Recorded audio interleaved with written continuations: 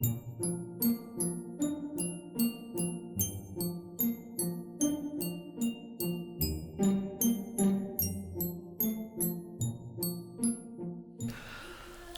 menceritakan kemuliaan Allah, dan cakrawala memberitakan pekerjaan tangannya. Demikianlah kesaksian Raja Daud sang pemazmur dalam Mazmur 91 ayat 2, yang menggambarkan bahwa kemuliaan dan kebesaran Tuhan tampak nyata dalam karya ciptaannya, yaitu alam semesta yang luar biasa ini.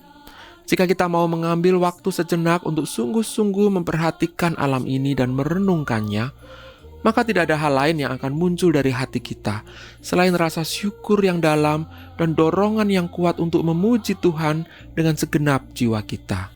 Demikian pula yang dirasakan oleh Carl Gustav Boberg, sehingga terciptalah sebuah nyanyian yang sangat terkenal. Begitu terkenalnya nyanyian ini, sehingga dalam sebuah survei yang diadakan oleh majalah Christianity Today pada tahun 2001, nyanyian ini menempati ranking kedua dalam daftar nyanyian favorit sepanjang masa, di bawah himne Amazing Grace karya John Newton yang menempati ranking pertama. Sejarah nyanyian ini cukup menarik karena melibatkan banyak orang dan melintasi banyak negara. Kita akan mulai dari penciptanya dulu, yaitu Carl Gustav Boberg. Boberg lahir di Monstera, Swedia pada tanggal 16 Agustus 1859 sebagai anak seorang tukang kayu. Di masa mudanya, ia mencoba berbagai profesi, di antaranya sebagai pelaut, pengrajin, penulis, orator, pendeta, bahkan sampai akhirnya ia menjadi seorang politisi. Pada sebuah siang musim panas yang pengap di tahun 1885, Boberg dan beberapa temannya yang sedang dalam perjalanan pulang dari pelayanan di sebuah gereja di desa tetangga, tiba-tiba terjebak dalam sebuah badai yang dahsyat. Petir menyambar-nyambar melintasi langit. Guntur menggelegar dengan keras. Angin kencang menyapu padang rumput dan ladang-ladang gandum. Hujan deras melanda, sehingga mereka terpaksa harus mencari tempat untuk berlindung dari badai tersebut. Namun 1 jam kemudian, badai berlalu dan langit kembali menjadi cerah. Ada pelangi yang muncul, udara menjadi segar dan burung-burung kembali berkicauan di pepohonan. Alam kembali berwarna-warni. Boberg pun bergegas pulang. Sesampainya di rumah, ia membuka jendela dan memandang Teluk Monsteras yang bening dan tenang bagaikan cermin. Kemudian ia mendengar suara merdu lonceng gereja di kejauhan yang menyanyikan sebuah himne yang indah. Semua pengalaman tersebut memberinya inspirasi, dan malam itu juga ia menulis sebuah puisi 9 stansa yang berjudul Oh Story Good, yang berarti Allah yang besar.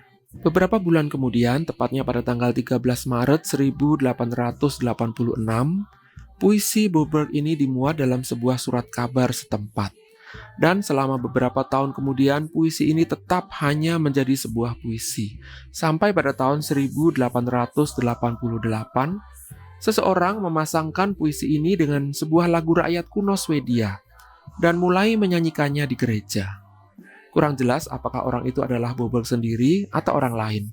Tapi yang jelas, sejak dipasangkan, lirik dan melodi nyanyian ini menjadi tak terpisahkan dan mulai menjadi populer. Pada tahun 1907, seorang Jerman bernama Manfred von Glen mendengar nyanyian ini ketika ia sedang berada di Estonia. Ia kemudian menerjemahkan nyanyian ini ke dalam bahasa Jerman dan membawanya pulang ke negaranya. 5 tahun kemudian, tepatnya pada tahun 1912, nyanyian ini mencapai Rusia dan diterjemahkan ke dalam bahasa Rusia oleh Ivan Prokhanov, seorang penulis dan penerjemah himne yang mendapat julukan Martin Luther dari Rusia.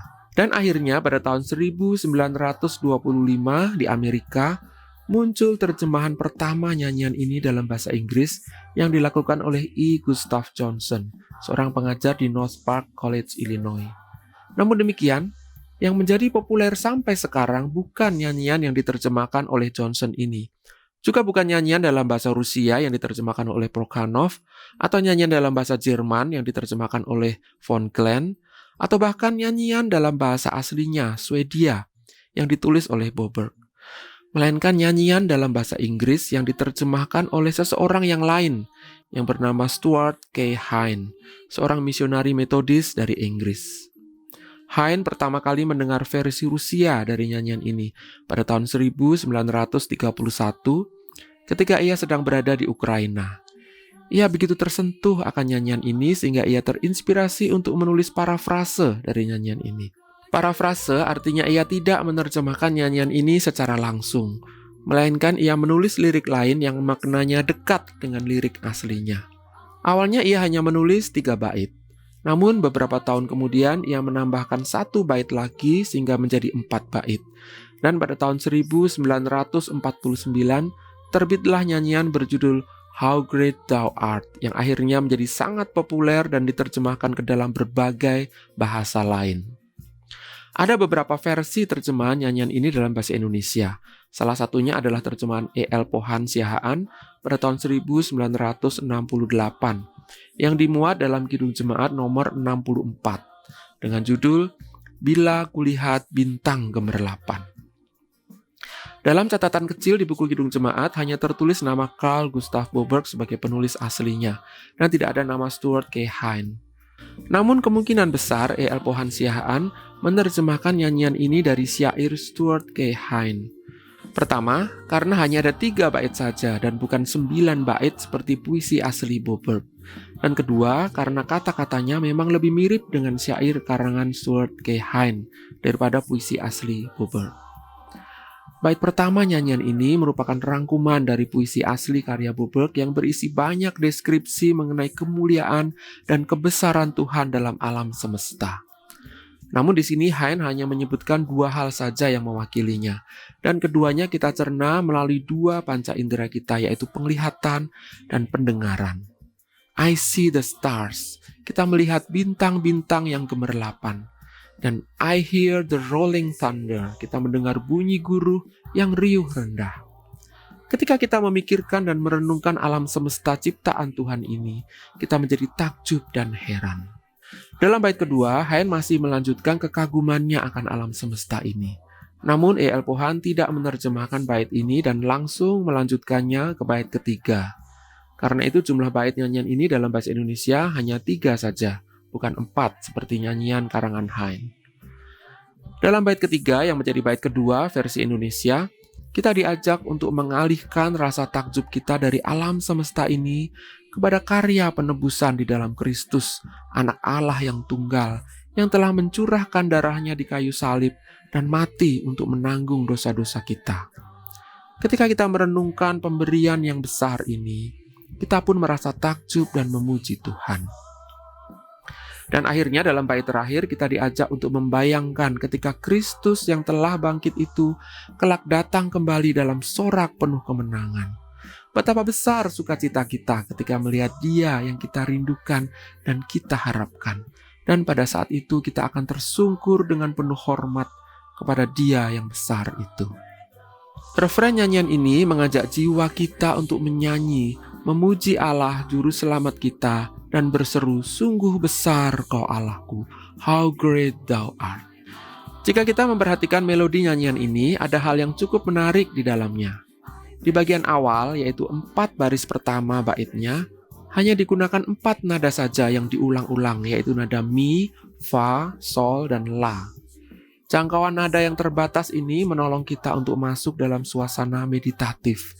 Kita diajak merenungkan alam semesta ciptaan Tuhan, merenungkan karya penebusan Kristus, dan merenungkan kedatangannya kembali. Namun di bagian refren, suasana melodi berubah secara drastis. Di baris pertama refren, nada naik dengan cepat dan mencapai nada mi tinggi ketika syair berkata, "Then sing my soul," atau maka jiwaku, seakan-akan hendak mengangkat jiwa kita untuk memuji Tuhan. Dan melompat turun lagi ke nada terendah yaitu re, ketika kita berkata, "How great Thou art," atau sungguh besar, seakan-akan mengajak kita untuk sujud menyembah Allah yang maha besar itu. Kemudian gerakan melodi yang sama diulang sekali lagi, namun kali ini ditutup dengan gerakan ke atas dan mencapai nada tertinggi yaitu fa tinggi. Dalam bahasa Inggris, nada ini digunakan untuk menyanyikan kata great yang terakhir, untuk menekankan kebesaran Allah. Permainan melodi dan syair yang jenius ini membuat nyanyian ini menjadi sangat menyentuh, sehingga menjadi terkenal dan populer Bukan hanya di kalangan rohani, namun juga di kalangan sekuler.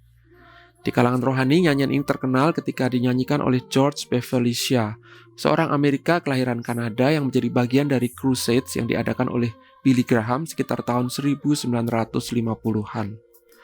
Bahkan dalam salah satu pertemuan ibadah penginjilan, nyanyian ini dinyanyikan berulang-ulang hingga 100 kali karena orang-orang tidak mau berhenti menyanyikannya.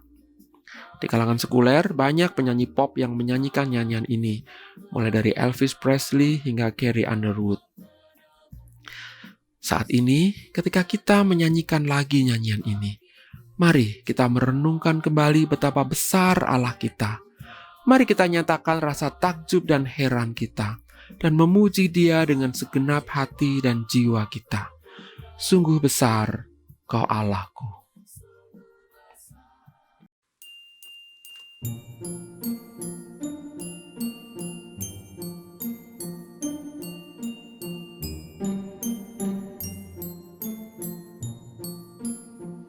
Bila kulihat bintang gemerlapan dan bunyi guru riuh ku dengar, ya Tuhanku, tak putus aku heran